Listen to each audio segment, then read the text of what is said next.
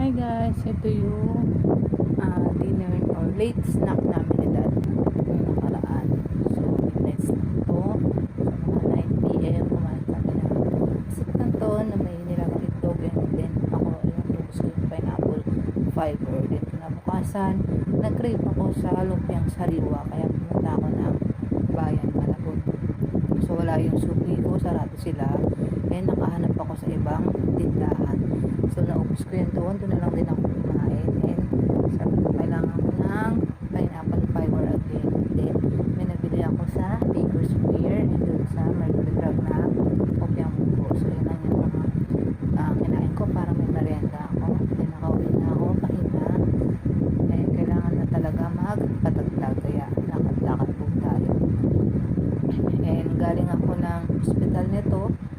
Nagpa-BBS ulit ako, then lakad ulit pa uwi. Talaga nakakapagod at medyo masakit na rin talaga sa sipit at naninigas na yung tiyan ko, pero kaya pa naman, tolerable pa yung pain.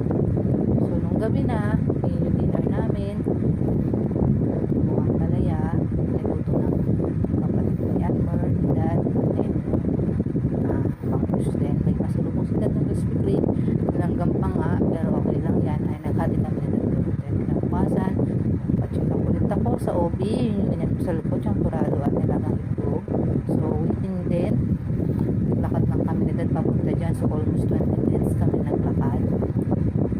Then, ayan, antay-antay na ako ng matawag ng pangalan ko. So, pinaihi ako doon, sarado pa daw, mataas pa daw yung aking tiyan or yung sa cervix na sinasabi na sa IV. So, close pa rin daw yung cervix ko.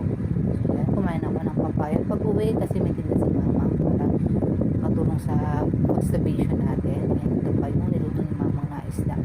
So, bumili rin si mama ng ubas sa inyong hinain ko habang nagpapahinga. So, hopefully, nanganak na tayo this week. Bahala na si God, bahala na si baby.